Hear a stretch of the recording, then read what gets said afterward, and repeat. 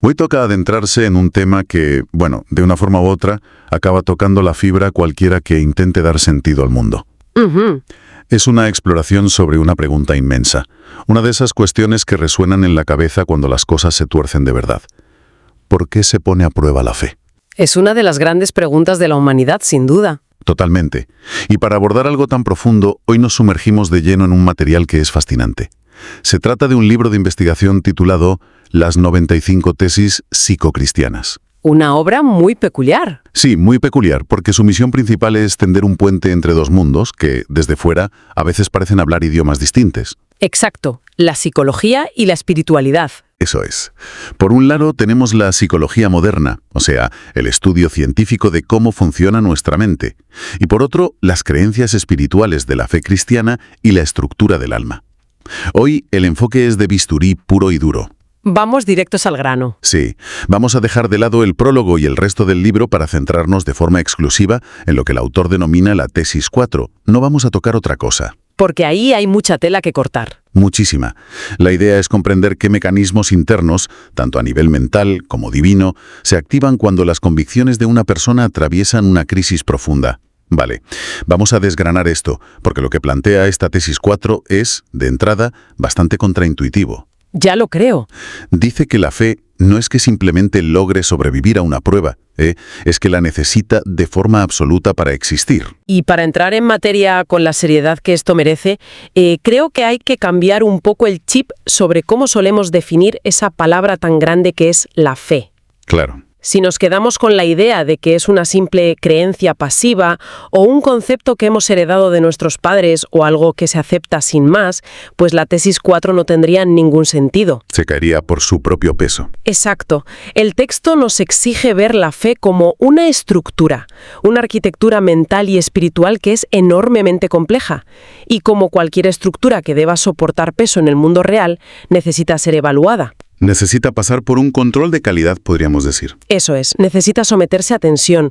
No es un accidente en el camino que de repente te venga una crisis. Es un requisito indispensable para su propia evolución y para su supervivencia a largo plazo. Claro, y me parece un acierto total como el texto divide este análisis en dos perspectivas muy claras.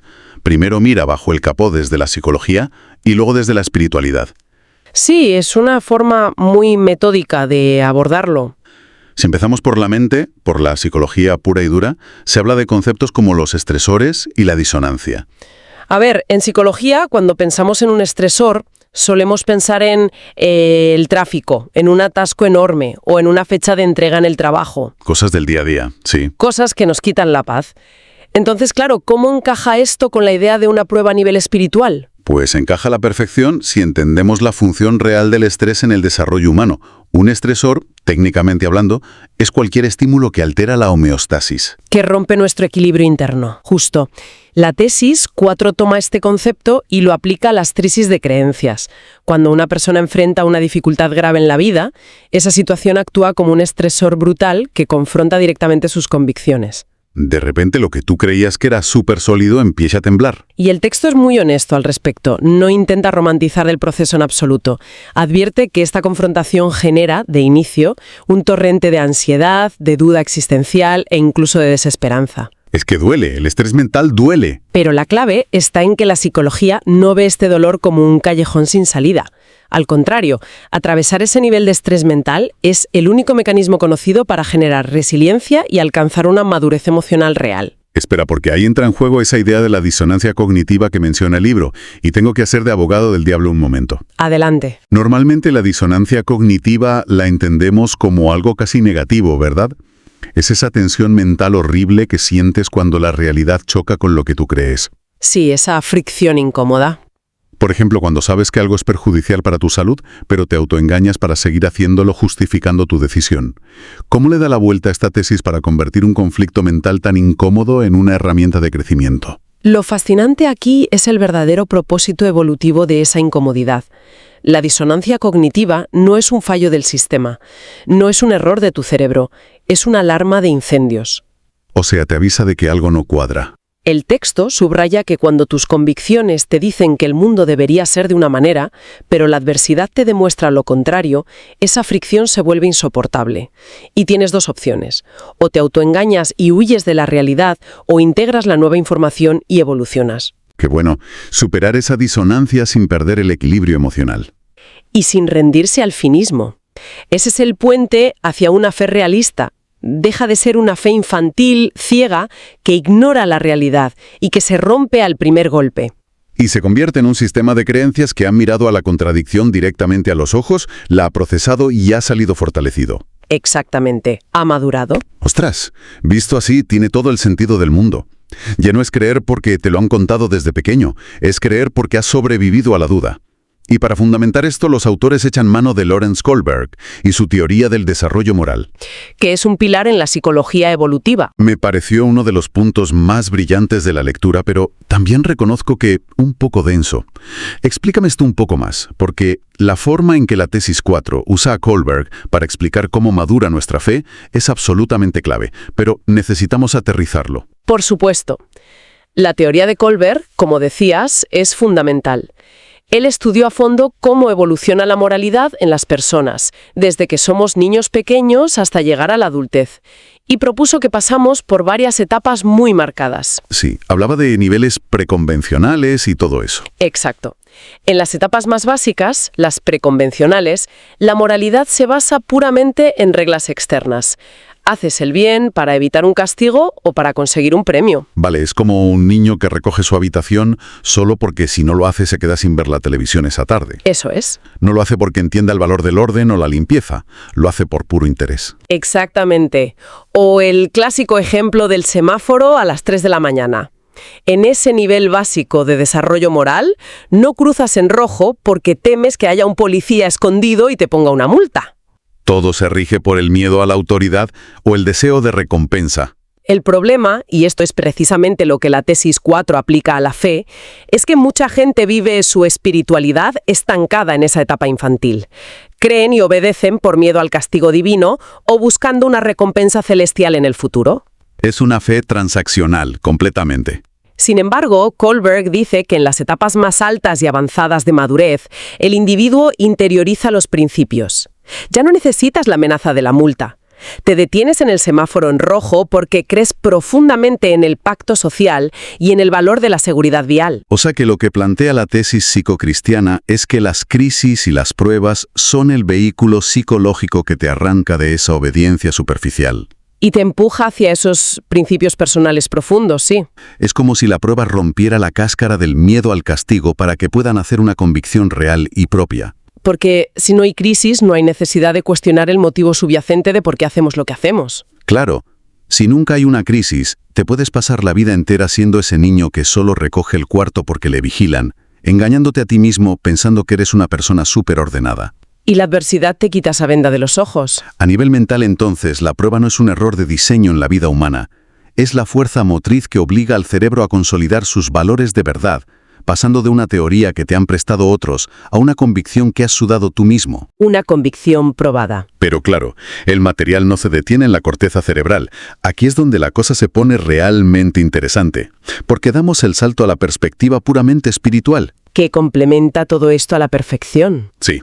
Y para explicar cómo encaja todo esto en el plano de lo divino, el texto recurre a una analogía milenaria que me ha encantado. La del oro y el fuego. Es una transición vital, porque la tesis 4 no solo quiere explicar la mecánica de la mente, sino el propósito último del alma.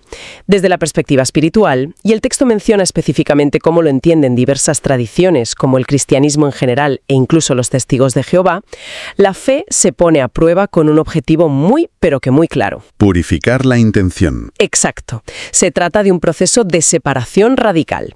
Hay que separar la escoria, lo que es superficial y egoísta, del metal precioso, que es la devoción genuina. O sea que la adversidad actúa como un líquido revelador de esos de fotografía analógica. Te muestra lo que hay de verdad en la imagen. Sirve para evidenciar de qué está hecha realmente tu convicción. Evidencia si tu espiritualidad es un mero intercambio comercial, en plan, yo me porto bien y tu divinidad me das una vida cómoda, o si realmente hay una confianza incondicional ahí debajo. Es descubrir la diferencia entre tener fe, porque las cosas te van fenomenal, Y mantener esa fe cuando todo se derrumba. Básicamente es tener fe cuando te acaba de tocar la lotería frente a tener fe cuando el banco te va a embargar la casa. Esa es exactamente la fricción que busca resolver el crisol. Y fíjate que las metáforas que extraen de los textos bíblicos son sumamente gráficas a este respecto. Sí, cita varios pasajes, ¿no? Citan la primera carta de Pedro, hablando de cómo el oro, aunque es perecedero, se prueba con fuego. El calor extremo no está ahí para destruir el metal. El oro, de hecho, resiste las altas temperaturas. El fuego está ahí para derretir y quemar todas las aleaciones baratas y las impurezas que le quitan valor. Exactamente. Lo purifica. Es una imagen súper potente, la verdad. Y luego complementan esto con una cita del libro de Proverbios, el capítulo 17, que dice: «El crisol es para la plata y el horno para el oro, pero Jehová prueba los corazones». Un versículo precioso. Y hay un apunte en el análisis del libro sobre este versículo que a mí personalmente me voló la cabeza. ¿Cuál? Subraya que la divinidad, siendo omnisciente, no necesita someterte a una prueba para enterarse de qué pasta estás hecho. Claro, Dios ya lo sabe todo. Eso es, la prueba no es para recopilar información y actualizar tu expediente en el cielo. La prueba está diseñada para revelarte a ti mismo lo que realmente tienes en el fondo del corazón. Es que esa distinción lo cambia todo. Destruye por completo la idea de una deidad vengativa que te hace exámenes sorpresa a ver si te suspende. El horno espiritual funciona más bien como un espejo. Totalmente. Muchas veces las personas están absolutamente convencidas de que su fe es pura, inquebrantable, cuando en el fondo está llena de apegos, de miedos o de intereses ocultos. Creen amar a la deidad, pero en realidad aman la seguridad que creen que esa deidad les proporciona. Y el fuego lo que hace es quemar esa ilusión de seguridad material o emocional. Y cuando todo eso arde y desaparece, el individuo por fin puede ver sus verdaderas motivaciones al desnudo. Si queda algo tras el incendio, esa es la convicción pura. Madre mía. Es duro, ¿eh? Es una perspectiva muy exigente, pero tiene una lógica aplastante. Y esto enlaza directamente con la tercera fase de esta tesis 4, que explica la mecánica exacta de esta resistencia. Entramos en el terreno de cómo se ejercita esa fe. Justo. El autor lo llega a comparar con un gimnasio del alma. Es una analogía que trae la teología al lenguaje de andar por casa de una forma brillante. Es una metáfora fantástica porque conecta lo físico con lo espiritual de una manera muy intuitiva para cualquiera. La obra utiliza la Carta de Santiago, en su primer capítulo, donde se habla de considerar la prueba como un motivo de alegría porque produce aguante. Ostras, considerar una prueba como motivo de alegría suena de gocos al principio. Suena contraintuitivo, pero la premisa es sencilla. La fe es como un grupo muscular. Para que un músculo gane masa e hipertrofie, necesita obligatoriamente resistencia. Necesita levantar un peso que le suponga un esfuerzo real, que rompa esas microfibras. Si dejas un brazo escayolado, sin moverse durante meses, el músculo no se queda igual, se atrofia por completo. Claro, si te pasas la vida en el sofá espiritual, por así decirlo, a la primera curva que te viene en la vida y tienes que echar a correr, te ahogas. No tienes fondo. La fuente incide muchísimo en esto. Una fe sin desafíos crónicos es una fe fofa. Se queda en una emoción superficial, en un sentimiento bonito de domingo por la mañana, que depende de que todo te vaya bien. Sin embargo, al meterle peso, al enfrentar esa oposición vital, desarrollas ese aguante, esa resiliencia espiritual de la que habla Santiago. Se transforma en un ancla. Un ancla que te permite mantener la cordura en medio de la peor de las tormentas. Y si nos vamos a la carta a los romanos, el texto desglosa una secuencia espectacular. Si conectamos esto con el panorama general de la tesis 4, empezamos a ver que hay una especie de currículo, un diseño divino casi pedagógico detrás del sufrimiento. El texto no se queda solo en Santiago, sino que tira del hilo con esa secuencia maravillosa de Romanos capítulo 5 que mencionas. Es una hoja de ruta progresiva, paso a paso. Empieza explicando que el sufrimiento o la prueba produce aguante. Luego, ese aguante, esa capacidad de resistir bajo presión a lo largo del tiempo, genera una condición de aprobado. Es como ir superando cursos en la universidad. Empiezas con la asignatura de la prueba, de ahí sacas el músculo del aguante y ese aguante te da una especie de sello de calidad, de aprobación divina. Y el resultado final de toda esa ecuación es la esperanza. Es un ciclo virtuoso. Prueba, aguante, aprobación y esperanza. No es sufrir por sufrir. No es un castigo ciego ni un sadismo cósmico. Funciona como una escuela espiritual sumamente sofisticada que forma el carácter profundo. Se trata de moldear una humildad real y de preparar a la persona para propósitos mucho más grandes en su vida. El libro advierte algo muy serio al respecto. Lo de la semilla. Exacto. Intentar darle una responsabilidad espiritual o un propósito mayor a alguien que no ha pasado por la fragua del aguante es peligrosísimo. Utilizan una expresión muy gráfica.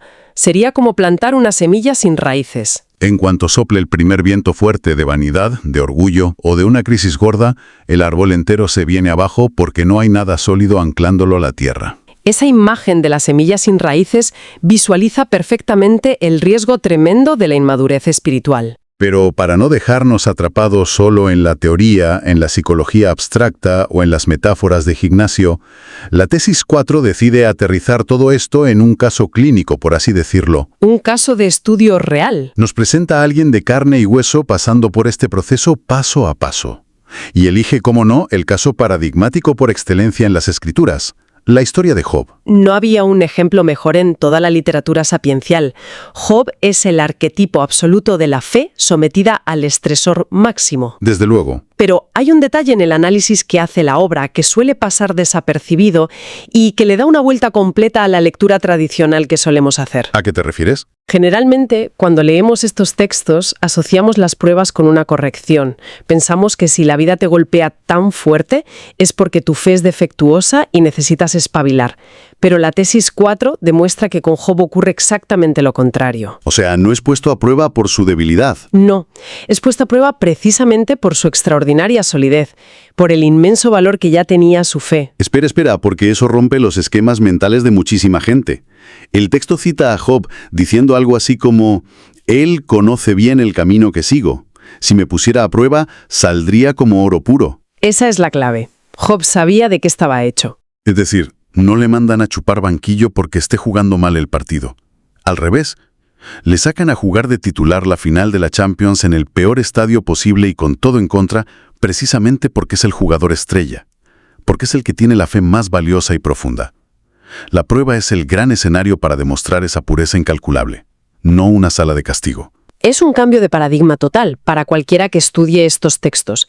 El crisol se enciende al máximo porque el metal es oro de altísima pureza. Y lo realmente interesante aquí, desde la perspectiva psicocristiana, es observar el resultado de esa disonancia cognitiva tan brutal que experimenta Job a lo largo del libro. Porque él sufre muchísimo, lo pierde todo. Su familia, su salud, sus bienes. Y reacciona de forma muy humana. Se enfada, cuestiona a Dios, exige respuestas a gritos, vive todo ese caos emocional que la psicología moderna describe perfectamente. Pasa por todas las fases del duelo y de la crisis. Pero al final del relato, en el capítulo 42, después de haber atravesado todo ese huracán mental y espiritual, Job pronuncia una de las frases más reveladoras de la antigüedad. ¿Cuáles? Dice: «De oídas te había oído, pero ahora mis ojos te ven». Uf, qué brutal. Es el paso definitivo de la teoría a la experiencia viva. Job conocía a Dios de manual, por lo que le habían contado, por la tradición que había heredado, pero el sufrimiento, esa disonancia resuelta, lo llevó a un nivel de intimidad y de comprensión de la divinidad que jamás habría alcanzado en un estado de comodidad perpetua. Y ahí reside la máxima fundamental de esta tesis 4. Esa frase final de Job es la confirmación empírica de toda la teoría que hemos estado debatiendo hoy. Es la demostración práctica. No es aplastar al individuo bajo el peso del dolor. No es buscar su punto de rotura para humillarlo. Es revelar, sacar a la luz, de forma innegable, la fuerza colosal que ya había depositado en su interior. Es un proceso de autodescubrimiento espiritual profundo. Sin el estresor, la fe es un concepto bonito en un papel. Con la prueba, ese concepto sangra, suda y se transforma por fin en una convicción de hierro, en una confianza que es absoluta. Entonces, ¿qué significa todo esto? Si juntamos todas las piezas de esta minuciosa disección de la tesis 4 de las 95 tesis psicocristianas, nos encontramos con un engranaje perfecto de dos motores trabajando a la vez. Dos perspectivas que se retroalimentan. Por un lado, desde la psicología, entendemos que la prueba es el estresor vital que rompe el inmovilismo mental, nos empuja a superar la disonancia cognitiva y nos eleva en las etapas de desarrollo moral de Kohlberg, construyendo verdadera resiliencia. Y por otro lado, desde la espiritualidad, esa misma prueba es el fuego abrasador del crisol que quema nuestras motivaciones egoístas, depura nuestras intenciones y demuestra si amamos el regalo o si verdaderamente amamos a quien da el regalo. La prueba es el paso obligado, doloroso pero indispensable, que coge una simple creencia de manual y la funde hasta convertirla en un testimonio de vida inquebrantable. Esto plantea una pregunta importante, un pensamiento final que creo que merece la pena llevarse a casa y darle un par de vueltas en la cabeza con tranquilidad. Te escucho. Absolutamente necesario, un fuego que reorganiza la mente y madura el espíritu de forma tan profunda. ¿Cómo debería cambiar esto nuestra empatía hacia los demás? Es una gran pregunta. Cuando vemos a otra persona atravesando su propio crisol, llena de dudas, de dolor o de aparente falta de fe por culpa de esa disonancia cognitiva tan fuerte, ¿no deberíamos ser infinitamente más cautos a la hora de emitir juicios rápidos? Desde luego, solemos juzgar con mucha ligereza. Quizás si comprendemos que están en medio del fuego, en pleno gimnasio del alma levantando pesos enormes, nuestra actitud debería ser de un respeto reverencial hacia su proceso y no de condena. Qué reflexión tan necesaria para bajar todo esto a la tierra y a nuestras relaciones diarias. La verdad es que entender los entresijos de por qué cruje nuestra mente y nuestra espiritualidad cuando vienen mal dadas, lo cambia absolutamente todo. Aporta muchísima luz a momentos muy oscuros. Ha sido un viaje fascinante por los rincones más profundos del alma humana y de la psicología. Un absoluto placer desgranar la tesis 4 contigo con tanto detalle. Cerramos así la inmersión de hoy. Un abrazo inmenso a quienes nos han acompañado al otro lado y nos encontramos en la próxima exploración.